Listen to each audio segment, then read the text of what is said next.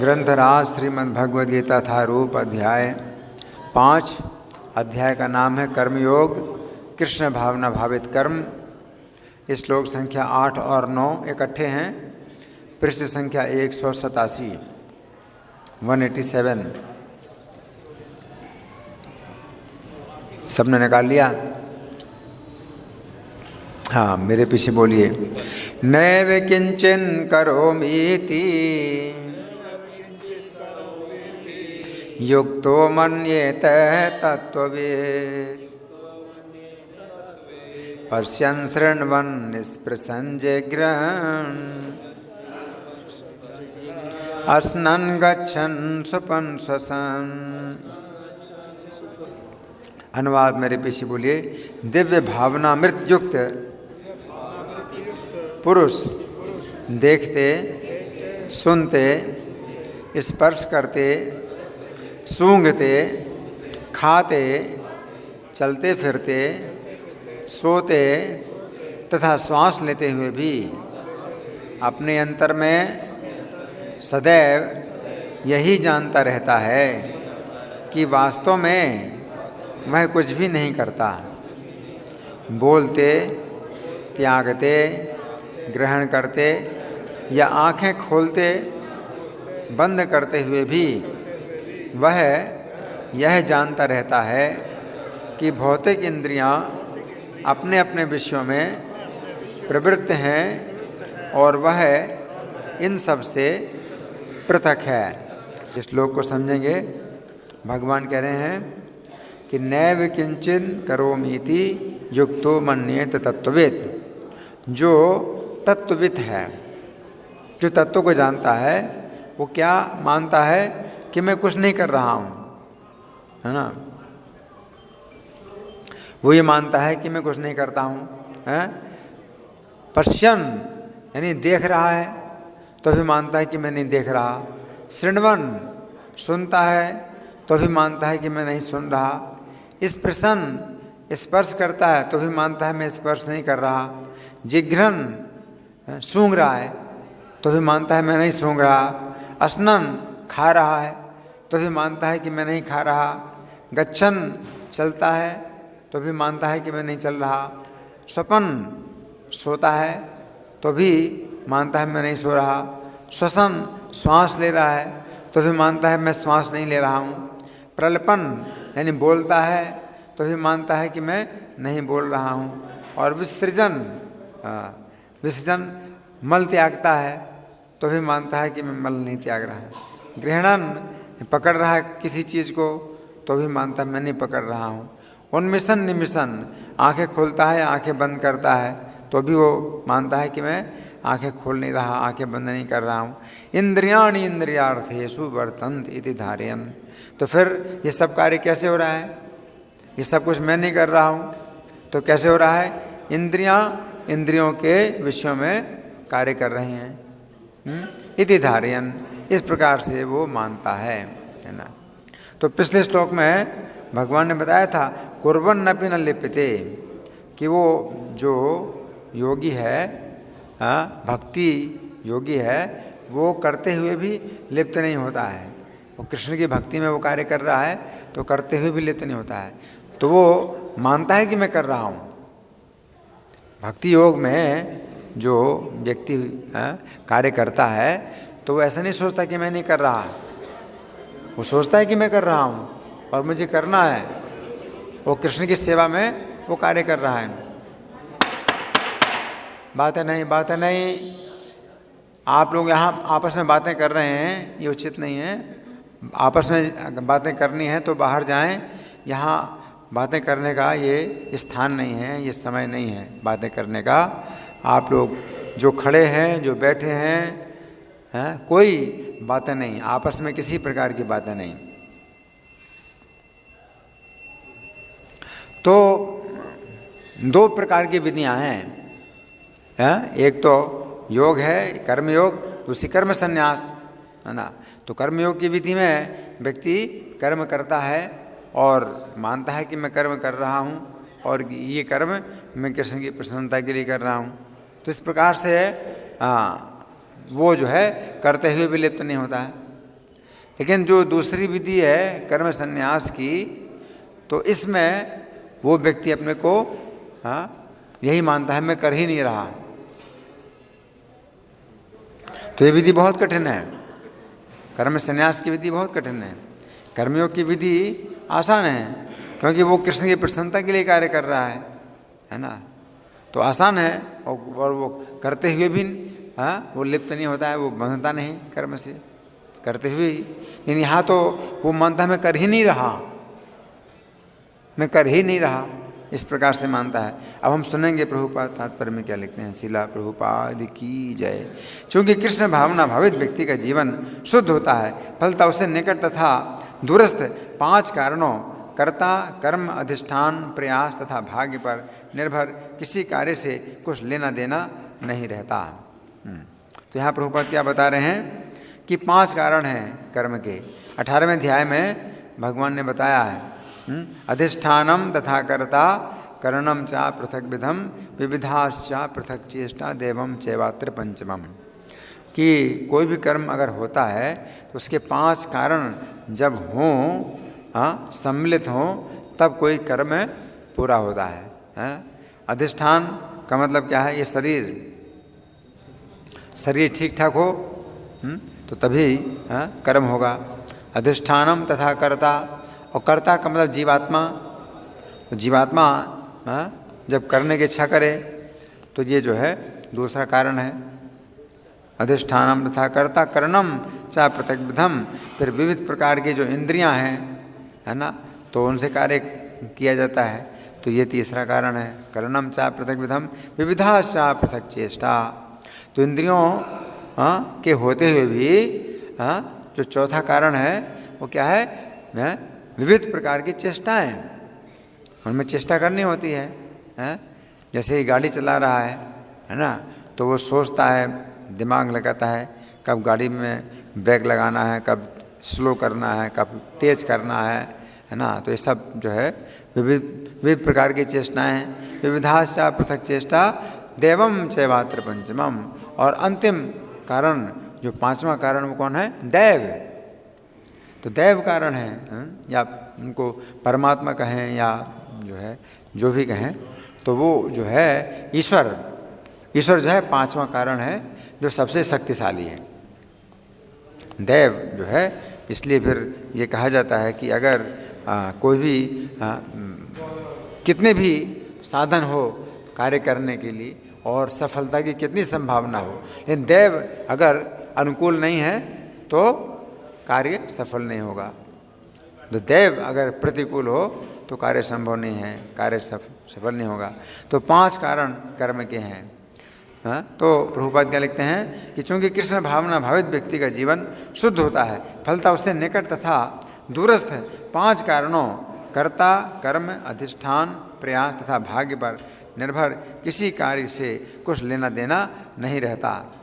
इसका कारण यही है कि वह भगवान की दिव्य सेवा में लगा रहता है। यद्यपि ऐसा प्रतीत होता है कि वह अपने शरीर तथा इंद्रियों से कर्म कर रहा है, किंतु वो अपनी वास्तविक स्थिति के प्रति सचेत रहता है कि जो कि आध्यात्मिक व्यस्तता है। भौतिक चेतना में इंद्रियां इंद्रिय तृप्ति में लगी रहती हैं, किंतु कृष्ण भावनामृत में वे कृष्ण की इंद्रियों की तुष्टि में लगी रहती हैं। कृष्ण भावना भावित व्यक्ति सदा मुक्त रहता है, भले ही वो ऊपर से भौतिक कार्यों में लगा हुआ दिखाई पड़े।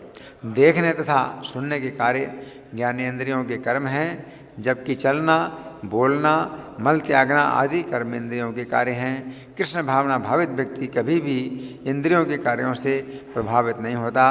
वो भगवत सेवा के अतिरिक्त कोई दूसरा कार्य नहीं कर सकता, क्योंकि उसे ज्ञात है कि वो भगवान का शाश्वत दास है। तो ये प्रभुपाद का तात्पर्य यहाँ समाप्त हुआ। इस श्लोक पर जो श्री भगवान ने कहा लेख श्रृंखला में हमने लिखा है, इसको आप सुनिए बड़े ध्यान से। श्लोक संख्या 6 की पहली पंक्ति में श्री कृष्ण ने कर्म संन्यास की चर्चा की थी, जिसमें भक्ति योग नहीं है, तथा दूसरी पंक्ति में उन्होंने भक्ति योग की चर्चा की थी, है ना। श्लोक संख्या 6 देखिए। श्लोक संख्या 6 में भगवान ने कहा था संन्यासस्तु महाबाहो दुखम आपतुम योग्यता, कि संन्यास मुश्किल है प्राप्त करना बिना भक्ति योग के। फिर योग युक्त तो मुनि ब्रह्म न चिरेणाधिगच्छति, और योग युक्त अगर भक्ति योग करता है तो बड़ी आसानी से भगवत प्राप्ति कर लेता है। तो श्लोक की पहली पंक्ति में भगवान ने संन्यास की बात करी थी कि संन्यास प्राप्त करना बहुत कठिन है। तो दूसरी पंक्ति में उन्होंने भक्ति योग की चर्चा की थी। उस श्लोक की प्रथम पंक्ति में संन्यास की बात करने के साथ श्री कृष्ण ने अयोग्यता शब्द का प्रयोग किया था, जिसका अर्थ है भक्ति योग से रहित। संन्यास भक्ति योग से रहित। फिर दूसरी पंक्ति में श्री कृष्ण ने भक्ति योग की चर्चा करने के साथ योग युक्त शब्द का प्रयोग किया था। हाँ, योग युक्त, तो योग युक्त शब्द का प्रयोग किया था। इस प्रकार हम देखते हैं कि श्लोक संख्या 6 में दो अलग अलग बातें हैं। पहली पंक्ति में संन्यास शब्द के साथ अयोग्यता शब्द का प्रयोग हुआ था, तथा दूसरी पंक्ति में श्री कृष्ण ने योग युक्त शब्द का प्रयोग किया था। अब यदि श्लोक संख्या 7 पर विचार किया जाए, अब निकालिए ये श्लोक संख्या 7। श्लोक संख्या 7 पर विचार किया जाए तो हम देखते हैं कि इस श्लोक में योग युक्त शब्द का प्रयोग हुआ है। सबसे पहले आया योग युक्त शब्द का प्रयोग हुआ है। इस प्रकार ये पूरा श्लोक संख्या 6 की दूसरी पंक्ति से संबंधित है ना, योग युक्तो मुनिर ब्रह्मा, उससे संबंधित। अब यदि हम इन 8 तथा 9 की संख्या वाले श्लोकों पर विचार करें तो हम देखते हैं कि इन दो श्लोकों में युक्त शब्द का प्रयोग हुआ है ना, हुआ ना, युक्तो मन्येत तत्त्ववित्। पहली पंक्ति में युक्त शब्द का प्रयोग हुआ है, युक्त शब्द का प्रयोग हुआ है। इन दो श्लोकों में युक्त शब्द का प्रयोग हुआ है। अब यदि हम योग युक्त शब्द तथा युक्त शब्द इन दो शब्दों पर विचार करें तो हम देखते हैं कि योग युक्त का अर्थ है योग से युक्त, जबकि युक्त शब्द का अर्थ है योग के बिना युक्त।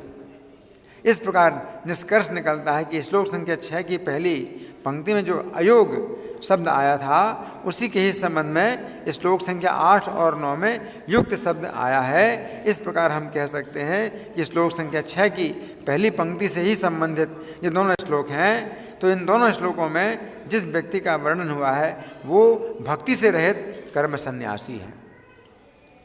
तो ये दो श्लोक जो है भगवान ने कर्म सन्यास के बताए, क्योंकि पहले श्लोक में अर्जुन ने कहा था कि आप संन्यासम कर्मणाम कृष्ण पुनर्योगम च संसति, आप कर्म संन्यास की प्रशंसा करते हैं फिर योग की प्रशंसा करते हैं, है ना, अर्जुन ने कहा था। तो अब भगवान जो है स्पष्ट बता रहे हैं, तो योग की जो विधि है भगवान ने बताया बहुत सरल है। तो भगवान का अब जो विषय है वो यही है कि जो भक्ति योग की विधि है ये सरल है और कर्म संन्यास की विधि कठिन है। तो इन दो श्लोकों में जो भगवान ने बात बताई है वो क्या बताई है, ये कठिन है, ये भगवान यहाँ बता रहे हैं। अब उससे या तो योग युक्त ना कहकर मात्र युक्त कहा जाए अथवा अयोगी कहा जाए। इसका अर्थ यही है कि वो योग अथवा भक्ति योग का सहारा नहीं ले रहा है तथा इस प्रकार उसके मार्ग में बहुत कठिनाई है। अब हम देखते हैं कि श्लोक संख्या 6 की प्रथम पंक्ति में अयोग्यता शब्द का प्रयोग हुआ है तथा 8 तथा 9 की संख्या वाले इन दो श्लोकों में श्री कृष्ण युक्त शब्द का प्रयोग कर रहे हैं। इससे पता चलता है कि श्री कृष्ण जो बात श्लोक संख्या 6 की प्रथम पंक्ति में कही है उसी का विस्तार उन्होंने इन दो श्लोकों में किया है। इन दो श्लोकों में श्री कृष्ण ने 15 अत्यंत महत्वपूर्ण शिक्षाएं दी हैं जिनकी हम क्रम पूर्वक चर्चा करेंगे। 15 शिक्षाएं हैं। तो पहली क्या है, भक्ति योग से रहित व्यक्ति तत्व को जानकर यही मानता है कि मैं कुछ भी नहीं कर रहा हूँ। 8वें श्लोक की प्रथम पंक्ति में श्री कृष्ण कह रहे हैं न एव किंचित करोमि इति युक्तः मन्येत तत्ववेत्, अर्थात जो व्यक्ति योग युक्त नहीं है परंतु युक्त है वो यही मानता है कि मैं कुछ भी नहीं करता हूँ। तो यहाँ पर श्री कृष्ण ने केवल युक्त शब्द का प्रयोग किया है, योग युक्त शब्द का प्रयोग नहीं किया। इससे संकेत मिलता है कि वो व्यक्ति अपनी योग्यता के बल पर प्रयास कर रहा है, भक्ति योग का सहारा नहीं ले रहा है। उसके मार्ग में ये दुख है कि उसे ये भावना करनी पड़ती है कि मैं कुछ भी नहीं कर रहा हूँ, है ना। 6वें श्लोक में भगवान ने कहता दुखम आयो आप तुम, तो दुख पूर्वक उसे संन्यास प्राप्त होता है।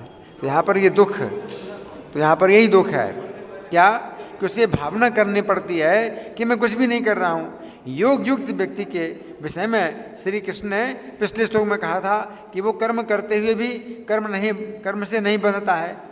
उसके लिए श्री कृष्ण ने ये बात नहीं कही थी कि वो अपने को मानता है कि वो कुछ नहीं कर रहा है ना। ये कहा था कुर्बन न पीना लेपते, करते हुए भी वो कर्म से नहीं बंधता है, तो कर रहा है वो। यहाँ पर माना है कि वो, यहाँ पर कहा कि वो मानता है कि मैं नहीं कर रहा। उसके विषय में तो ये बात आती है कि वो श्री कृष्ण की प्रसन्नता के लिए कर्म करता है, इसलिए वो कर्म से नहीं बंधता है। कठिनाई तो ऐसे व्यक्ति के लिए है जो युक्त है परंतु योग युक्त अथवा भक्ति योग युक्त नहीं है। अब दूसरा, देखते हुए वो मानता है कि वो नहीं देख रहा है ना। 8वें श्लोक की दूसरी पंक्ति में श्री कृष्ण कह रहे हैं पश्यन, अर्थात देखते हुए। ये कठिनाई है कि वो तत्व का चिंतन करता हुआ सोचता है कि वो नहीं देख रहा है। जो भक्त हैं वे श्री कृष्ण का दर्शन करते हुए यही सोचते हैं कि वे श्री कृष्ण को देख रहे हैं, तथा भौतिक जगत के दृश्यों को देखते हुए श्री कृष्ण के द्वारा बनाई हुई रचना को देखते हैं, तथा इस प्रकार सदैव श्री कृष्ण का ही चिंतन करते हैं, है ना।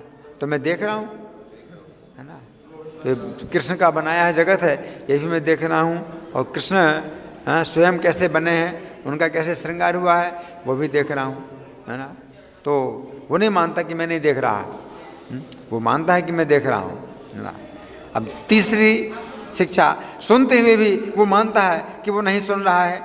8वें श्लोक की दूसरी पंक्ति में अगला शब्द शृण्वन, अर्थात सुनते हुए। ये कठिनाई है कि वो तत्व का चिंतन करता हुआ सोचता है कि वो नहीं सुन रहा है। जो भक्त हैं वे श्री कृष्ण की कथाओं को सुनते हुए ये नहीं सोचते हैं कि वे नहीं सुन रहे, वे श्री कृष्ण की मनोहर लीलाओं को सुनकर दिव्य आनंद का अनुभव करते हैं, है ना। तो ये नहीं कि मैं नहीं सुन रहा, है ना, सुन रहा हूँ हाँ, और उनका आनंद ले रहा हूँ, है ना। तो इसमें क्या कठिनाई है। तो भक्ति में ये आसानी है कि आप जो कार्य कर रहे हैं आप पूरा मनोयोग से करिए, उसका आनंद लीजिए, है ना। फिर चौथा, स्पर्श करते हुए वो मानता है कि वो स्पर्श नहीं कर रहा है। 8वें श्लोक की दूसरी पंक्ति में अगला शब्द है स्पर्शन, अर्थात स्पर्श करते हुए। ये कठिनाई है कि वो तत्व का चिंतन करता हुआ सोचता है कि वो स्पर्श नहीं कर रहा है। जो भक्त हैं वे श्री कृष्ण के अर्चा विग्रहों की सेवा में श्री कृष्ण का स्पर्श करते हुए सोचते हैं कि श्री कृष्ण का शरीर कमल के समान कोमल है, स्पर्श। वे ये नहीं सोचते हैं कि वे स्पर्श नहीं कर रहे हैं। इस प्रकार वे श्री कृष्ण के स्पर्श का दिव्य आनंद प्राप्त करते हैं। फिर 5वां है, सूंघते हुए वो मानता है कि वो सूंघ नहीं रहा है। 8वें श्लोक की दूसरी पंक्ति में अगला शब्द है जिघ्रन, अर्थात सूंघते हुए। ये कठिनाई है कि वो तत्व का चिंतन करता हुआ सोचता है कि मैं सूंघ नहीं रहा हूँ। जो भक्त हैं वे श्री कृष्ण के चरणों में चढ़ी हुई तुलसी तथा फूलों को सूंघते हुए ये नहीं सोचते हैं कि वे नहीं सूंघ रहे हैं, बल्कि वे श्री कृष्ण के प्रसादी फूलों को सूंघने का आनंद प्राप्त करते हैं। जैसे 4 कुमार थे, तो 4 कुमार जो है पहले निर्विशेषवादी थे, है ना, मतलब कर्म सन्यासी थे। लेकिन जब वैकुंठ में गए और भगवान के चरणों में चली तुलसी सूंघी तो फिर विचार बदल गया। अब वो क्या बोले कि हमने यहाँ आकर के तो बड़ा अपराध किया, आपके द्वारपालों को शाप दे दिया है, तो इसका दंड तो हमें मिलना चाहिए कि हम नरक में जाएं। लेकिन हमसे हमारी यही प्रार्थना है कि नरक में तो हम जाएं, लेकिन आपके चरणों में चढ़ी हुई तुलसी की सुगंध हमको प्राप्त होती रहे, है ना। तो उन्होंने विचार बदल दिया कि अब हम नहीं सूंघ रहे हैं, कि कृष्ण के चरणों की तुलसी को सूंघने का जो आनंद है तो उसको हम कैसे त्याग दें कि मैं नहीं सूंघ रहा। तो इसमें आनंद है ना, कृष्ण कथा को सुनने का आनंद है, तो इसमें हम कैसे विचार करें कि मैं नहीं सुन रहा, है ना। तो छठा, भोजन करते हुए वो मानता है कि वो भोजन नहीं कर रहा है। 8वें श्लोक की दूसरी पंक्ति में अगला शब्द है स्नन, अर्थात भोजन करते हुए। ये कठिनाई है कि वो तत्व का चिंतन करता हुआ सोचता है कि वो भोजन नहीं कर रहा है। जो भक्त हैं वे श्री कृष्ण को अर्पित हुए प्रसाद का आस्वादन करते हुए ये नहीं सोचते हैं कि वे नहीं खा रहे हैं, वे श्री कृष्ण को अर्पित प्रसाद का रसास्वादन करते हुए दिव्य आनंद का अनुभव करते हैं, है ना। जैसे चैतन्य महाप्रभु जब भोजन करते थे सब भक्तों के साथ में, तो सब भक्तों के लिए कहते थे इनको ये दो, मतलब स्वादिष्ट व्यंजन दो, इनको स्वादिष्ट व्यंजन, इनको ये दो, इनको दो। सबकी रुचि जानते हैं, भगवान अंतर्यामी हैं, तो सबको इनको ये दो, इनको वो दो, इनको वो दो। और अपने लिए मानते मुझको जो है केवल पीठा पानी देना, है ना, बिल्कुल सरल सामान्य, है ना। लेकिन जो स्वरूप दामोदर थे वो जानते थे भगवान को मतलब स्वादिष्ट व्यंजन किस प्रकार से परोसना। तो कहते थे इसको तो आप देखिए जगन्नाथ जी ने कैसे इसका स्वाद लिया है। तो इस तरह से कह करके चैतन्य महाप्रभु देते प्रसाद, तो फिर चैतन्य महाप्रभु मना नहीं कर पाते कि जगन्नाथ जी ने इसका रसास्वादन किया है, तो इसका आप भी देखिए कि जगन्नाथ जी ने कैसे रसास्वादन किया है। तो उस समय ये मानना कि मैं नहीं खा रहा, ये बड़ा कष्ट की बात है कि मैं नहीं खा रहा। आप खा करके आप देखो, उसका रस टेस्ट करो, है ना। तो अर्पित श्री कृष्ण को अर्पित प्रसाद का रसास्वादन करते हुए दिव्य आनंद का अनुभव करते हैं। 7वां, वो चलते हुए भी ये मानता है कि वो नहीं चल रहा है। 8वें श्लोक की दूसरी पंक्ति में अगला शब्द है गच्छन, अर्थात चलते हुए। ये कठिनाई है कि वो तत्व का चिंतन करता हुआ ये सोचता है कि वो नहीं चल रहा है। जो भक्त हैं वे श्री कृष्ण के मंदिर की ओर जाते हुए ये नहीं सोचते हैं कि वे नहीं चल रहे हैं, वे श्री कृष्ण के स्थान की ओर जाते हुए उत्कंठित होते हैं कि वे श्री कृष्ण का दर्शन करेंगे, है ना। तो मैं ऐसा क्यों सोचूं कि मैं नहीं चल रहा हूँ, हाँ, मैं चल रहा हूँ, हैं। और चलने के एक एक कदम उठाने, एक एक कदम बढ़ाने, कृष्ण के मंदिर की ओर बढ़ाने का भी एक एक अश्वमेध यज्ञ का फल मिलता है, हैं। तो क्यों मानूं कि मैं नहीं चल रहा, हाँ। 8वां, सोते हुए वो मानता है कि वो नहीं सो रहा है। 8वें श्लोक की दूसरी पंक्ति में अगला शब्द है स्वपन, अर्थात सोते हुए। ये कठिनाई है कि वो तत्व का चिंतन करता हुआ ये सोचता है कि वो नहीं सो रहा है। जो भक्त हैं वे श्री कृष्ण की सेवा में शक्ति प्राप्त करने के लिए सोते हुए ये नहीं सोचते हैं कि वे नहीं सो रहे हैं, वे सोते हैं ताकि उन्हें श्री कृष्ण की सेवा करने के लिए अधिक शक्ति तथा स्फूर्ति प्राप्त हो। सोना है, हमें चिंता होती भाई हमें सोना है, क्यों, हम मंगल आरती में उठना है ना भाई, अच्छी प्रकार से सो लें, रेस्ट कर लें और जैसे शक्ति मिले, मंगल आरती में उठने की शक्ति मिले, हैं। अगर आप नहीं सोए तो क्लास में फिर नींद आएगी, तो आपकी चिंता होती कि भाई पूरा विश्राम मिले जिससे क्लास में मैं सुन सकूं, तो सोने की चिंता होती है भक्त को। तो वो थोड़ी मानेगा कि मैं नहीं सो रहा, है ना। फिर 9वां, वो श्वास लेते हुए ये मानता है कि वो श्वास नहीं ले रहा है। 8वें श्लोक की दूसरी पंक्ति में अगला शब्द है श्वसन, अर्थात श्वास लेता हुआ। ये कठिनाई है कि वो तत्व का चिंतन करता हुआ ये सोचता है कि वो श्वास नहीं ले रहा है। जो भक्त हैं वे ऐसा नहीं सोचते हैं कि वे श्वास नहीं ले रहे हैं, बल्कि वे सोचते हैं कि श्वास का कोई विश्वास नहीं है कि ये कब रुक जाएगी, अतः उन्हें प्रत्येक श्वास पर श्री कृष्ण की सेवा तथा स्मरण करना चाहिए, है ना। निश्वास नहीं विश्वास कदा रुद्धो भविष्यति कीर्तनीय तो बाल्याधरिर नाम विकिबलम। श्वास श्वास पर हरि भजो, वृथा श्वास मत खोए, ना जाने या श्वास को आवन होए न होए, है ना। तो हम श्वास लेते हैं तो क्यों सोचेंगे श्वास नहीं ले रहे हैं, हम श्वास ले रहे हैं तो हर श्वास में हरि का नाम ले, कृष्ण का नाम ले, है ना। फिर 10वां, बोलते हुए वो मानता है कि वो नहीं बोल रहा है। अब 9वें श्लोक की प्रथम पंक्ति में पहला शब्द है प्रलपन, अर्थात बोलते हुए। ये कठिनाई है कि वो तत्व का चिंतन करता हुआ ये सोचता है कि वो बोल नहीं रहा है। जो भक्त हैं वे ऐसा नहीं सोचते हैं कि वे नहीं बोल रहे हैं, बल्कि वे बोलने का अधिक से अधिक अवसर पाना चाहते हैं, भाई बोलने का मौका मिल जाए कि वे श्री कृष्ण का गुणगान करें। श्री कृष्ण का गुणगान करने में उन्हें दिव्य आनंद की प्राप्ति होती है ना।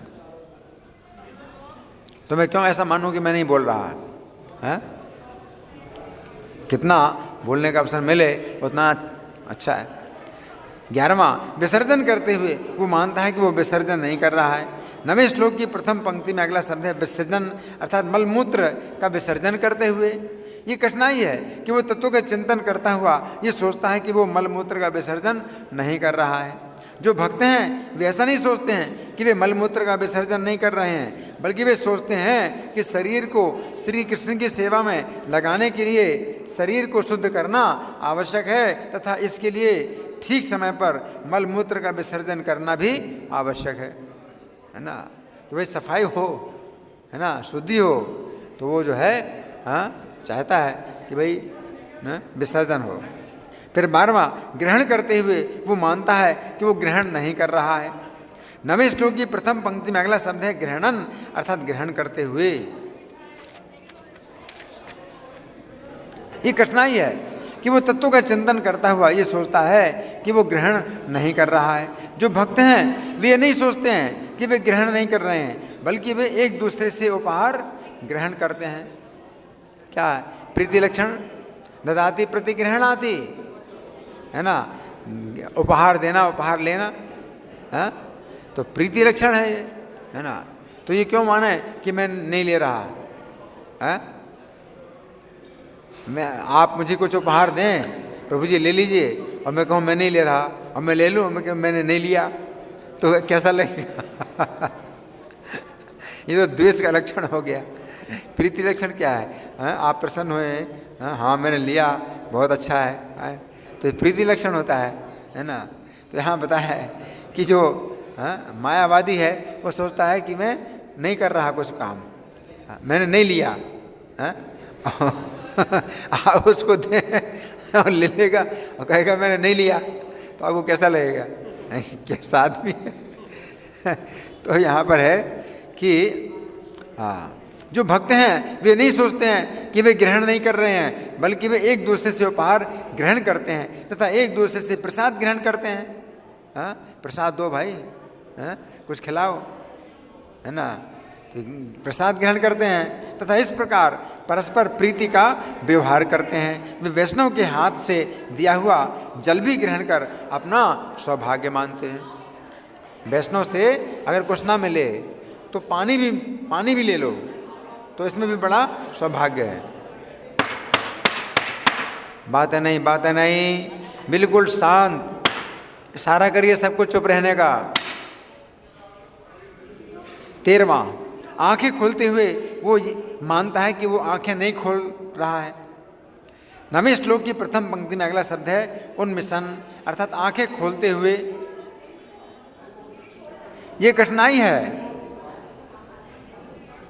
कि वह तत्व का चिंतन करता हुआ ये सोचता है कि वो आंखें नहीं खोल रहा है। जो भक्त हैं वे ऐसा नहीं सोचते हैं कि वे आंखें नहीं खोलते हैं, वे आंखें खोलकर उन सभी वस्तुओं की रक्षा करते हैं जो श्री कृष्ण की सेवा करने के लिए हैं। कहते भाई देखो जरा, अब मैं आ रहा हूँ, आप जरा देखना, मतलब रक्षा करना। तो आंखें खोलो और रक्षा करो। श्रील प्रभुपाद अपने शिष्यों से कहा करते थे कि वे आंखें बंद ना करें कि दुष्टों को अवसर मिले कि वे श्री कृष्ण की सेवा में लगने वाली किसी भी वस्तु का अपहरण करें, है ना। ध्यान रखो, मंदिर की चीज़ें हैं, कोई चोरी नहीं होना चाहिए, है ना। तो देखो अच्छी प्रकार से, है ना। लेकिन जो मायावादी है वो सोचता है मैं नहीं देख रहा, है। जैसे विवेकानंद थे, तो विवेकानंद शिकागो में गए थे, तो धर्म सम्मेलन हुआ था। तो प्रभुपाद जब गए थे अमेरिका, तो केवल 40 रुपये थे उनकी जेब में, और वो भी सुरक्षित रहे। भारत में आकर के ही उन्होंने टैक्सी वाले को वो 40 रुपये दिए थे, है ना। इतना उनकी जेब में सुरक्षित रहा 40 रुपया। और विवेकानंद को बहुत पैसा था, बहुत पैसा उनको मिला था। और वो जो है जब गए थे शिकागो, तो जो है जो कुली हैं, कोई कुछ भी मांग रहा है तो वो ऐसे दे दिया। मायावादी थे, तो मायावादी यही मानता है मैं कुछ नहीं कर रहा, मैं ना कुछ ले रहा ना कुछ दे रहा, तो सब पैसा खत्म हो गया और जो एड्रेस था जहाँ जाना था वो एड्रेस भी गायब हो गया। तो ये यही समस्या है मायावादी के सामने। व्यवहार में सब जो है कठिनाई होती है कि मैं कुछ दे नहीं रहा, मैं कुछ ले नहीं रहा, मैं कुछ सुन नहीं रहा, मैं कुछ बोल नहीं रहा और फिर इतने परेशान हुए, अब किसी से बोलें तो क्या बोलें, कुछ बोल भी नहीं सकते, क्या बोलें, है ना। तो बड़ी परेशानी से जो है फिर उस धर्म सम्मेलन में भाग लिया उन्होंने, जो भी हो। तो कहने का मतलब ये है कि उनके पास इतना पैसा था और 1 मिनट में सब गायब, सब खत्म हो गया। और प्रभुपाद के पास में 40 रुपये थे, वो सुरक्षित रहे, क्योंकि कृष्ण की सेवा में हर चीज़ की सुरक्षा करना है, हर चीज़ को देखना है, हिसाब करना है हर चीज़ का। तो ये जो है प्रभुपाद का विचार है, हर चीज़ कृष्ण की है। लेकिन जो मायावादी हैं, कुछ है ही नहीं, कुछ ना मेरा है, ना कुछ मैं लेता, ना मैं देता, मैं कुछ ना करता। तो व्यवहार में जो है जो मायावादी लोग होते हैं वो बहुत कठिनाई का अनुभव करते हैं, बहुत कठिनाई। मैं कुछ बोल नहीं रहा, मैं कुछ सुन नहीं रहा। हाँ, अब कैसे आप किसी से बातचीत करो, कैसे व्यवहार करेंगे? मैं कुछ बोल नहीं रहा, मैं कुछ सुन नहीं रहा, तो क्या कैसे व्यवहार होगा, है ना। तो व्यवहार में बहुत कठिनाई है। तो इसलिए कहा है दुखम आप तुम अयोग्यता। ये कर्म संन्यास जो है बिना भक्ति के बड़ा दुख देता है, ये बड़ा दुख देता है, तो दुख है। फिर 14वां, आंखें बंद करते हुए वो मानता है कि वो आंखें नहीं बंद कर रहा है। 9वें श्लोक की प्रथम पंक्ति में अंतिम शब्द है निमिषन् अपि, अर्थात आंखें बंद करते हुए। ये कठिनाई है कि वो तत्व का चिंतन करता हुआ ये सोचता है कि वो आंखें बंद नहीं कर रहा है। कौन बातें कर? बातें नहीं। कौन बातें कर रहा है? आपस में बातें ना करिए, इशारा करिए सबको चुप रहने का। जो भक्त हैं वो ऐसा नहीं सोचते हैं कि वे आंखें बंद नहीं कर रहे हैं। यदि कोई दुराचारी व्यक्ति श्री कृष्ण का अनन्य भजन कर रहा है तथा वैष्णवों का अपराध नहीं कर रहा है, तो भक्तगण उसके दुराचार के सामने अपनी आंखें बंद कर उसे साधु ही मानते हैं। भगवान ने कहा है बहुत दुराचारी है, अनन्य भजन कर रहा है, मेरा साथ वो साधु है ना। तो आप उस समय आंखें बंद कर लो, बहुत दुराचारी है, लेकिन कृष्ण का अनन्य भजन कर रहा है। दुराचार में भजन करना ये जो है साधु है। भजन में दुराचार करना उल्टा है। जो भजन में दुराचार करता है वो असाधु है, लेकिन दुराचार में भजन करता है वो साधु है ना। तो अंतर है। जैसे सहजिया, प्राकृत सहजिया, ये भजन में दुराचार करते हैं, है ना। तो उनकी निंदा प्रभुपाद ने भी की है, भक्ति सिद्धांत सरस्वती ठाकुर ने, भक्तों ठाकुर ने, सब ने निंदा की है। भजन में दुराचार करते हैं। लेकिन जो दुराचारी पहले से है और वो भजन में लगा हुआ है तो वो साधु है ना। तो उस समय हमें उसके दुराचार को नहीं देखना चाहिए, उसके भजन को देखना चाहिए। दुराचार में भजन कर रहा है ना, तो साधु ही मानते हैं। श्रील प्रभुपाद ने ऐसे अनेक दुराचारियों के दुराचार के प्रति अपनी आंखें बंद करके उन्हें श्री कृष्ण की सेवा में लगाया। बहुत दुराचारी हैं, आओ करो सेवा कृष्ण की, है ना। 15वां, वो मानता है कि इंद्रियां ही विषयों में प्रवृत्त हो रही हैं। 9वें श्लोक की दूसरी पंक्ति में श्री कृष्ण कहते हैं इंद्रियाणि इंद्रिय अर्थेषु वर्तन्ते इति धारयन्, अर्थात वो यही मानता है कि उसके शरीर में इंद्रियां ही अपने अपने विषयों में प्रवृत्त हो रही हैं। ये कठिनाई है कि वो तत्व का चिंतन करते हुए अपने को बिल्कुल अकर्ता समझता है। अब यहाँ पर समझने की बात है कि वो जिस तत्व का चिंतन कर रहा है वो श्री कृष्ण का तत्व नहीं है, वो केवल अपने जीव तत्व का ही चिंतन कर रहा है। ये तत्व ज्ञान पूर्ण नहीं है। जब तक व्यक्ति श्री कृष्ण के तत्व को नहीं समझता है तब तक उसका ज्ञान पूर्ण नहीं है। यहाँ तत्वविद बताएं, तत्वविद, लेकिन तत्वविद क्या है? केवल जीव के तत्व का ही चिंतन कर रहा है, कृष्ण के तत्व का चिंतन नहीं कर रहा है ना। जेई कृष्ण तत्ववेत्ता से ही गुरु होए, है ना। तो वो गुरु नहीं है, केवल तत्ववेत्त है। जब तक व्यक्ति श्री कृष्ण के तत्व को नहीं समझता है तब तक उसका ज्ञान पूर्ण नहीं होता है। परंतु यहाँ पर श्री कृष्ण कह रहे हैं कि यदि वह व्यक्ति अत्यंत कठिनाई पूर्वक इस विधि का पालन करता है तो वो पहले ब्रह्म का तत्व जान पाता है, फिर परमात्मा का तत्व जान पाता है, तथा अंत में भगवान श्री कृष्ण की भक्ति प्राप्त करके श्री कृष्ण का तत्व जान पाता है। विधि तो है, लेकिन कठिन विधि है ना। तथा इस प्रकार श्री कृष्ण की सेवा में लगता है। गीता 7:19 में श्री कृष्ण कहते हैं कि ऐसा ज्ञान योगी अथवा कर्म सन्यासी अनेक जन्मों के बाद श्री कृष्ण को समस्त कारणों का कारण जानकर श्री कृष्ण की शरण में आता है, ऐसा महात्मा अत्यंत दुर्लभ है। तो कई जन्म लगेंगे। तो निष्कर्ष यह निकला कि प्रारंभ में यदि श्री कृष्ण की भक्ति नहीं की जाती है तो श्री कृष्ण की प्राप्ति में अत्यंत कठिनाई होती है। इस श्लोक के तात्पर्य में श्रील प्रभुपाद लिखते हैं, कृष्ण भावना भावित व्यक्ति कभी भी इंद्रियों के कार्यों से प्रभावित नहीं होता। वो भगवत सेवा के अतिरिक्त कोई दूसरा कार्य नहीं कर सकता, क्योंकि उसे ज्ञात है कि वो श्री कृष्ण का शाश्वत दास है। तो ये अंतर है।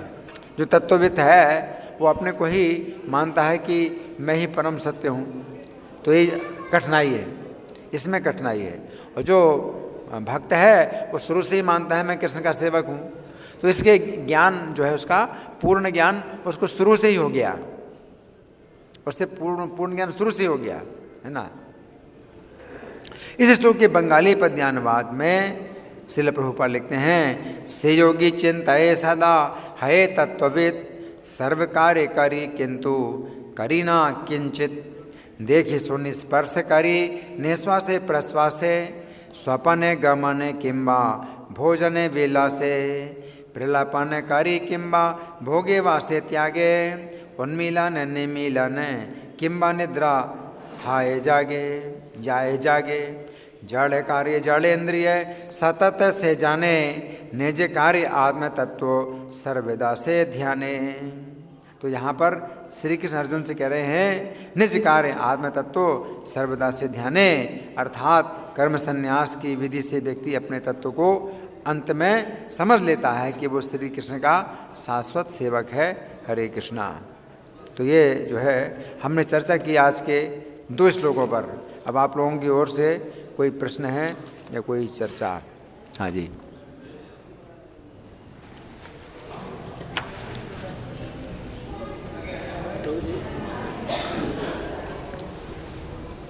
हाँ ठीक, आ गया।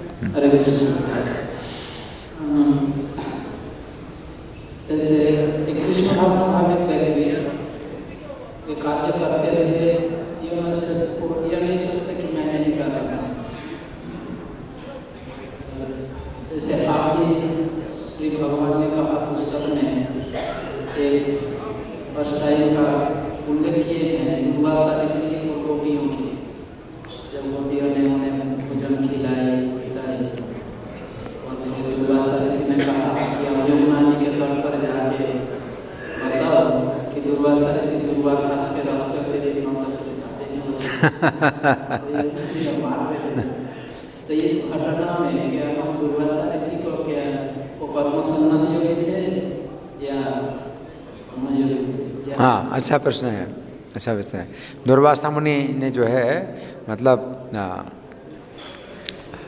बहुत से व्यंजन खा लिए और फिर उन्होंने यही कहा कि यमुना जी से कहो कि दुर्वासा मुनि अगर कुछ नहीं खाते केवल दुर्वा का रस पीते हैं तो यमुना जी मार्ग दे दें।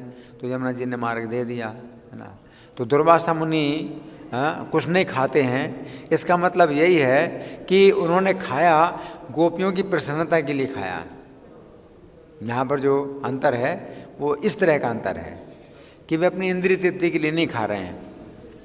वे अगर कर रहे हैं तो वो कोई कार्य कर रहे हैं तो वो भक्तों की प्रसन्नता के लिए कर रहे हैं। गोपियाँ कृष्ण की जो है प्रेसी हैं और उनका जो दिया हुआ जो भोजन है तो वो दुर्वासा मुनि उनकी प्रसन्नता के लिए खा रहे हैं, है ना। तो इसलिए उन्होंने कहा कि मैं कुछ नहीं खाता। तो यहाँ पर जो अंतर है वो यही है कि वो इंद्रिय तृप्ति के लिए वो कोई कार्य नहीं कर रहे हैं, ये तो एक अलग चीज़ है ना। लेकिन वो जो है विधि है कर्म संन्यास की, प्रत्येक कार्य में ऐसा सोचना, तो फिर वो व्यवहार में बड़ी कठिनाई होगी। तो मैंने बताया विवेकानंद के लिए बड़ी कठिनाई की स्थिति हो गई,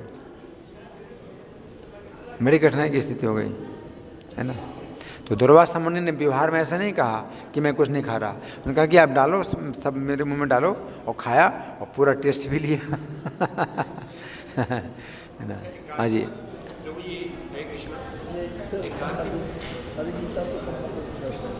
एक यही करना चाहता हूँ, एकादशी व्रत क्यों करना चाहिए और करने से क्या नहीं, ये विषय अभी नहीं है, इनको अच्छा आप बोलें।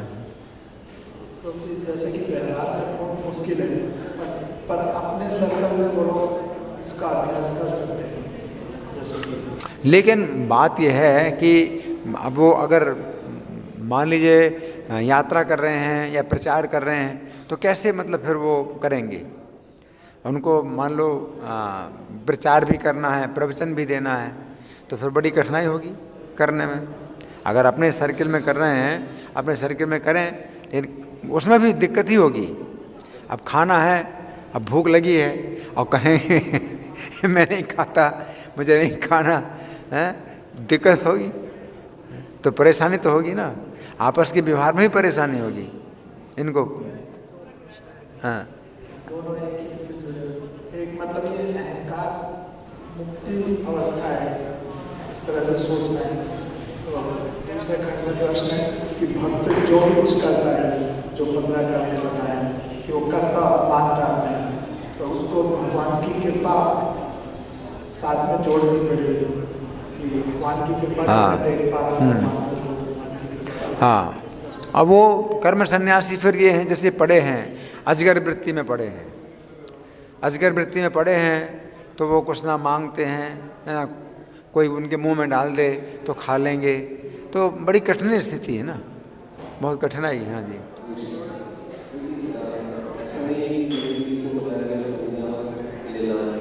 कर्म संन्यास लेना ये केवल मनोधर्म ही है, ऐसा तो नहीं कि किसी ऐसा संभव ही ना हो। हर व्यक्ति को भक्ति कर्म करना ही चाहिए, यही जीवन का पूर्णता है। कि ऐसा तो नहीं है कि भक्ति पूर्ण कर्म करना ही जीवन की सिद्धि है।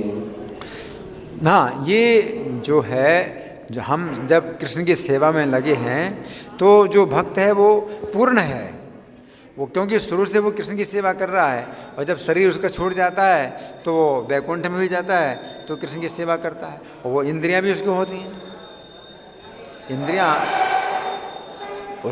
उसको जो इंद्रियां प्राप्त होती हैं वो दिव्य इंद्रियां प्राप्त होती हैं, और उनमें भी वो जो है श्रवण करना है, कीर्तन करना है, प्रसाद खाना है, सब कार्य होते हैं। तो ये पूर्ण है, जो भक्ति की विधि है इसमें पूर्ण है। इसमें हम जो कुछ कर रहे हैं और हम कर भी रहे हैं, और वो जो है उसी चेतना में हम वैकुंठ में भी कार्य करते हैं, तो वो ये पूर्ण है भक्ति अपने आप में। लेकिन ये जो है कर्म संन्यास की विधि, ये पूर्ण नहीं है, आगे चल कर के फिर कठिनाई आएगी, है ना। तो इसमें ज्ञान भी पूर्ण नहीं है, कर्म भी पूर्ण नहीं है, इसमें कठिनाई है, बहुत कठिनाई। ठीक है। ये भगवान की शिक्षा नहीं है, ये भगवान की शिक्षा नहीं है, केवल सोच है लोग। भगवान, हाँ, भगवान ये बता रहे हैं कि दुख माप्तुम अयोग्यता, दुख माप्तुम, दुख पूर्वक प्राप्त होता है, लेकिन विधि है, लेकिन दुख पूर्वक प्राप्त होता है। धन्यवाद। ग्रंथराज श्रीमद् भगवद गीता की जय, श्रील प्रभुपाद की जय, राधा पार्थसारथी ललिता विशाखा गौरनिताई, सीताराम लक्ष्मण हनुमान प्रहलाद नरसिंह देव, श्रील प्रभुपाद की जय हो।